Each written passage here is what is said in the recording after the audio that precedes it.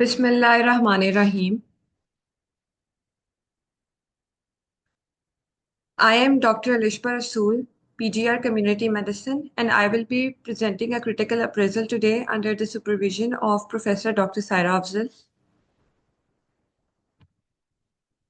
The title of the article is Burden of Chronic Obstructive Pulmonary Disease and its Attributable Risk Factors in 204 Countries and Territories, 1990 to 2019, results from the Global Burden of Disease Study 2019.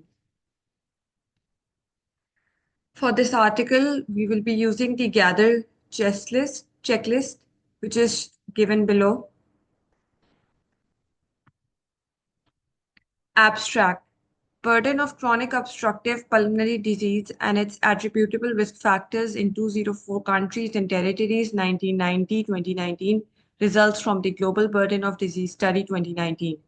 Abstract objective to report the global, regional, and national burden of the chronic obstructive pulmonary disease and its attributable risk factors between 1990 and 2019 by age, sex, and socio-demographic index.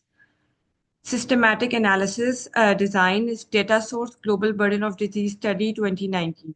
Main outcome measures.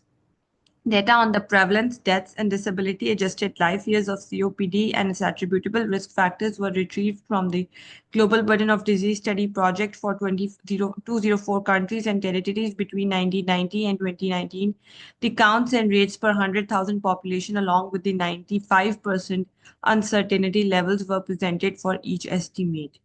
Results. In 2019, 212.3 million prevalent cases of COPD were reported globally, with COPD accounting for 3.3 million deaths and 74.4 million DALYs. The global age standardized point prevalence, death, and DALY rates for COPD were 2,638.2, with 95% uncertainty levels of 249.2 and 2,796.1. 42.5, 37.6 to 46.3% uncertainty levels, and 926.1 with 848.8 and 997.7 per 100,000 population, which were 8.7%, 41.7%, and 39.8% lower than in 1990, respectively.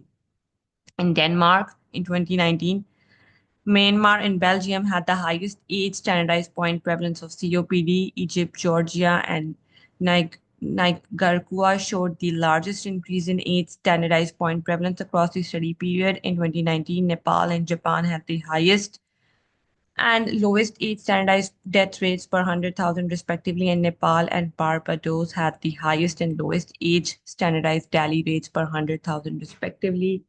In men, the global DALY rate of COPD increased up to age 85 to 89 years and then decreased with the advancing age, whereas for women, the rate increased up to the oldest age group greater than 95 years. Regionally, an overall reversed V-shaped association was found between the socio-demographic index and the age standardized DALY rate of COPD. Factors contributing most to the DALY rates for COPD were smoking, 46%, pollution from the ambient particulate matter, 20.7%, and from the occupational exposure to the particulate matter, gases, and fumes, 15.6%. Conclusion. Despite the decreasing burden of COPD, this disease remains a major public health problem, especially in countries with a low socio-demographic index. Preventive programs should be focusing more on smoking cessation, improving the air quality, and reducing occupational exposure to further reduce the burden of COPD. Main indicators of our study, which we have identified from this abstract, are the prevalence, the proportion of population affected by COPD, deaths, proportion died from COPD. DALY is a metric combining the years of life lost due to premature deaths and years lived with disability due to COPD. YLL plus YLD is equals to DALY. These metrics are reported as counts and age standardized rates along with 95% uncertainty levels, enabling comparison across time periods and between different geographic and socio-demographic groups. Now, what is age standardization? As this is a term that was commonly used in the abstract. Different populations have different age structures which can affect the prevalence mortality experience of a condition. Age standardization adjusts for these and removes the confounding effect of the age structure and yields a single standardized rate, which can be compared across the countries or across different populations. Now we will be applying the gather checklist. Objective for this study, current evidence on the epidemiology of COPD has not used a modeling approach to estimate the burden of COPD, but instead used systematic reviews to provide a pooled estimate of the prevalence of COPD. Several analytical epidemiological studies have reported prevalence and incidence data for many sites worldwide, including whole countries with standardized diagnostic criteria, and these provide real prevalence data. The most recent study, based on the global burden of disease 2017 data, reported the prevalence and burden of chronic respiratory diseases such as COPD and asthma combined, and did not report the disease-specific burden. These estimates needs updating. Moreover, based on the global burden of disease 2017 data, the trends and risk factors for the mortality and disability adjusted life years due to COPD have been published, but the prevalent numbers and rates have not been reported. Updated information on the burden of important chronic respiratory disease is needed for the public health and advocacy purposes. Recently, data from the Global Burden of Disease 2019 study were used to report the burden of COPD attributable to one specific risk factor, that is ambient particulate matter 2.5, but the overall burden of COPD and the burden attributable to other risk factors were not estimated. Here we report the prevalence, deaths, and DALYs associated with COPD and its attributable risk factors by age, sex, and socio-demographic index in 204 countries and territories from 1990 and 2019. Objectives and funding. Does the study define the indicators, populations, including the age, sex, and sociographic entities and time periods for which the estimates were made?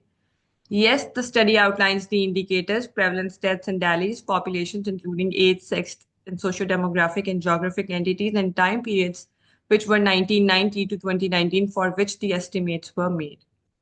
And does it list the funding sources for the work? Yes, it mentions the funding source. The Bill and Melinda Gates Foundation, who were not involved in any way in the preparation of this manuscript, funded the Global Burden of Disease study. This report was funded by Shahid Beheshti, University of Medical Sciences, Tehran, Iran. Grant number has been mentioned. The funder has no role in considering the study design or in the collection, analysis, and the interpretation of data, writing of the report, or decision to submit the article for publication.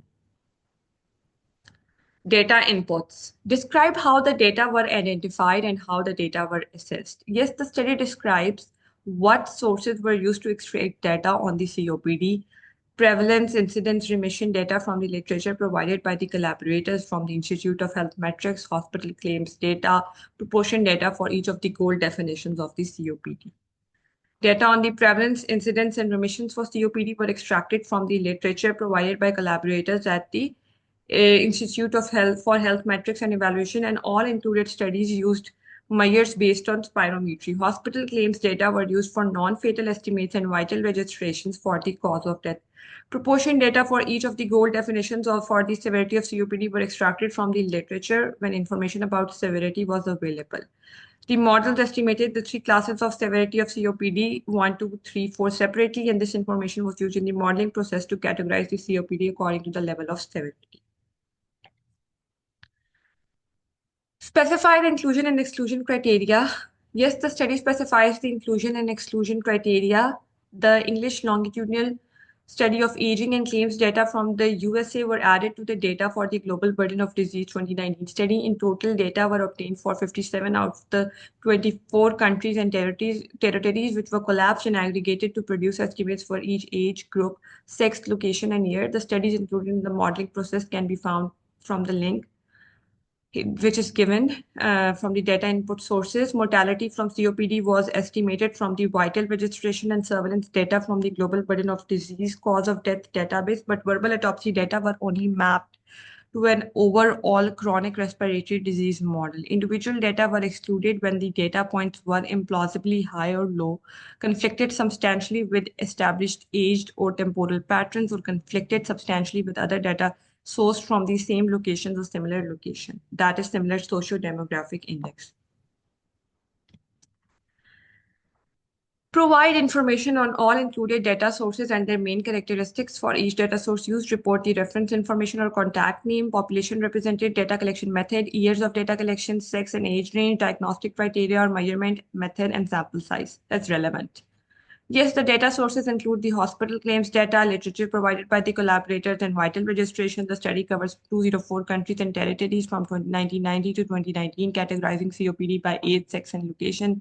The study uses the gold definition of COPD, and severity criteria also followed the gold standard of of the COPD. Codes from the International Classification of Disease 10th revision and International Classification of Disease 9th revision were used for mapping of COPD in the Global Burden of Disease 2017 study. J40 and J490 and J47 and 494 were not included. Data from the Medical Expenditure Panel survey were used to map the epidemiological findings into the three COPD health states. The number of deaths in each age group was multiplied by the remaining life expectancy in that age group according to the Global Burden of Disease Standard Life Table to estimate the years of life lost. Years of life lost and years lived with disability were then summed to produce the tallies. Identify and describe any categories of input data that have potentially important biases. No, the study does not describe any categories of input data that have any potential biases, so it fails to fulfill this point in the checklist. Describe and give sources for any other data inputs. Yes, the proportion of DALYs that were attributable to each COPD risk factors were also reported. Strong evidence indicates that the risk factors that cause COPD are smoking status, pollution from ambient particulate matter, occupational exposure to the particulate matter, gases and fumes, household air pollution from the solid fuels, exposure to secondhand smoke, ambient ozone pollution, low temperatures, and high temperatures. Provide all data inputs in a file format from which the data can be efficiently extracted, for example, a spreadsheet rather than a PDF, including all relevant metadata listed in the item 5 for any data inputs that cannot be shared because of ethical or legal reasons, such as third-party ownership. Provides a contact name or the name of the institution that remains the right to the data. Yes, it provides a link from where the studies included can be accessed. Provides a conceptual overview of the data analysis method. A diagram may be helpful. Yes, the study does mention how the data were estimated. Diagrams were also given to show the trends with respect to the regions, risk factors, age, and sex. Mortality from the COPD was estimated was with cause of the death ensemble modeling. The burden of COPD was estimated in two stages. The DISMOD MR 2.1 model was used to estimate the prevalence and incidence of COPD, and the proportion of patients in each of the cold severity classes for COPD was estimated with the DISMOD MR 2.1. In stage 2, surveys that reported the prevalence of COPD for each of the cold severity classes were used to estimate the overall percentage of all the patients with COPD in each of the severity classes. The relationship between the burden of COPD and socio-demographic index for the 21 regions and 204 countries and territories were examined with the smoothing splines model. The age standardized point prevalence death and DALYs rates were mapped with the R software version 3.5.2. Now, what is this mod MR 2.1? It is a statistical modeling tool used in epidemiology and public health to estimate the prevalence, incidence, and mortality rate. Stands for the Disease Modeling Meta-Regression Tool. It is valuable for analyzing data from multiple sources and generate the estimates for disease burden, taking into account various factors like age and sex, etc. And what is cause of death ensemble model? It is a statistical framework used to estimate the causes of death in a population, combines various sources like vital registration systems, surveys, and other health data to produce the accurate estimates of mortality. What is smoothing splines model?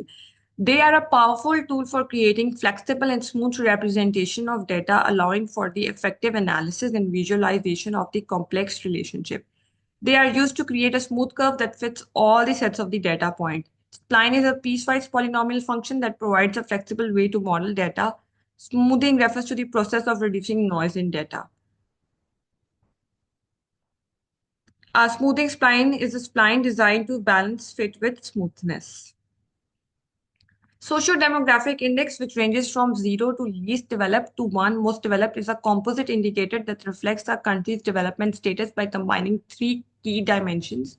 Income per capita represents the economic sources available to a population influencing access to healthcare and the ability to address the mental health conditions.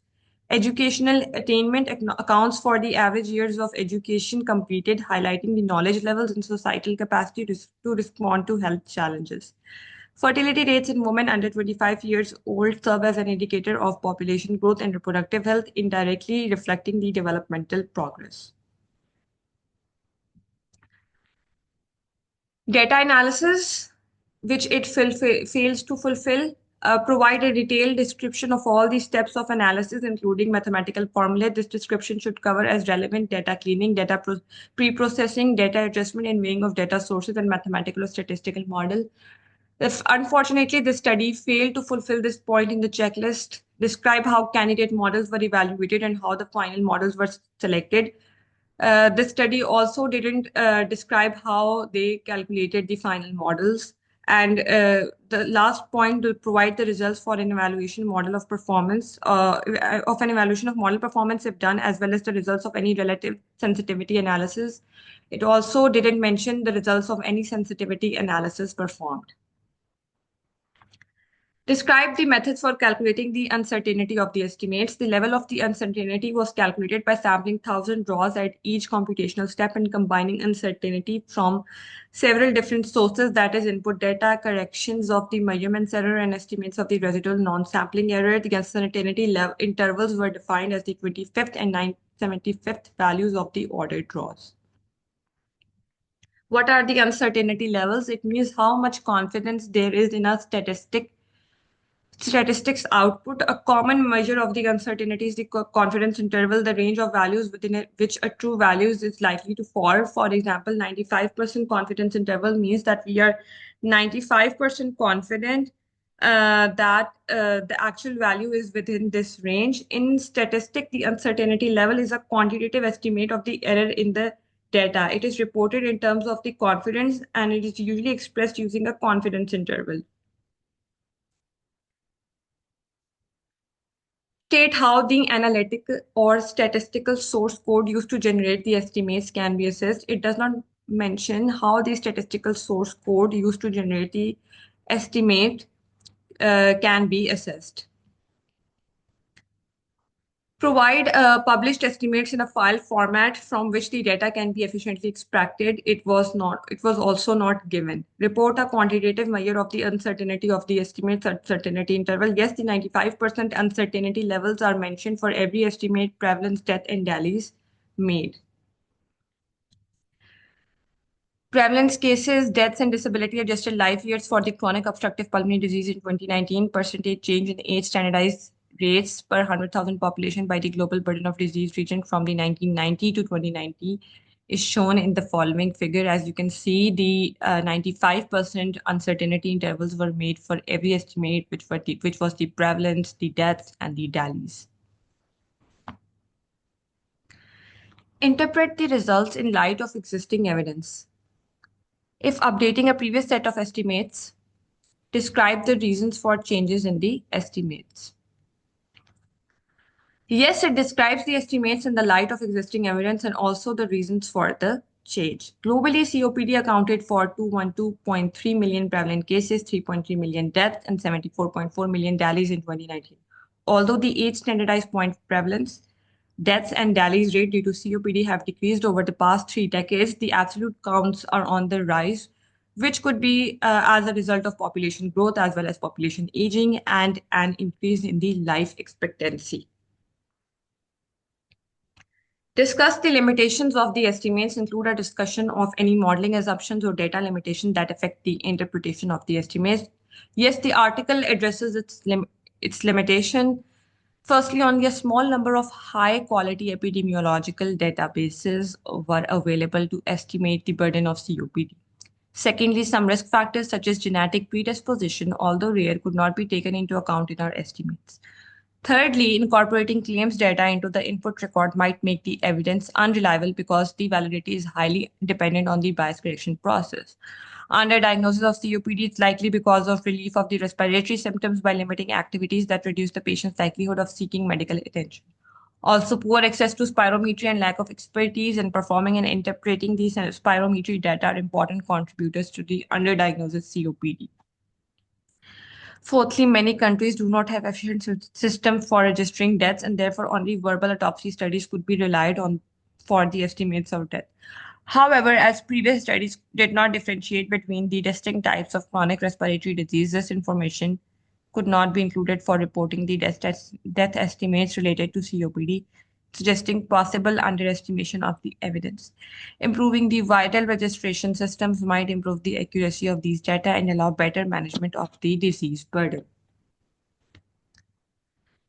Now we shall discuss the strengths and weaknesses of the study. A strength of the study is that they have provided the up-to-date and comprehensive estimates of the levels and trends associated with COPD and its risk factors at the global, regional, and national levels between 1990 and 2019. Weaknesses, the article had a very flawed data analysis, not fulfilling the major criteria of the GBD checklist.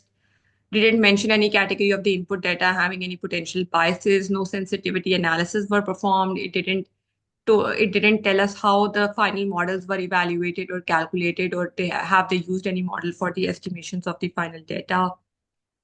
Now, what the study adds to our knowledge, the global age standardized point prevalence, death, and Delhi's rates for COPD in 2019 were 8.7%, 41.7%, and 39.8% lower than in 1990, respectively. In men, the global Delhi rate of COPD increased up to age 85 to 89 years and then decreased with advancing age, whereas the rate increased up to age greater than 95 years in women. Regionally, a reversed V-shaped association was found between the socio-demographic index and the age standardized daily rate of COPD, with smoking, ambient particulate matter pollution, and occupational exposure to particulate matter, gases, and fumes contributing most to the tallies due to COPD. Thank you, everyone. Please like and share and subscribe to our YouTube channel. Thank you very much, Dr. Alishba. This is a wonderful presentation and a very detailed account of everything has been explained, starting from the COPD burden, how the pooled estimates have been calculated, why not the modeling of the prevalence has been done, what are the weaknesses, strengths, how the different softwares they have been used, the data estimations with the tables has been presented wonderfully. So I really appreciate your effort, and I hope every learner has a take-home message that how the presentation should be done with careful detailing of each and every important aspect.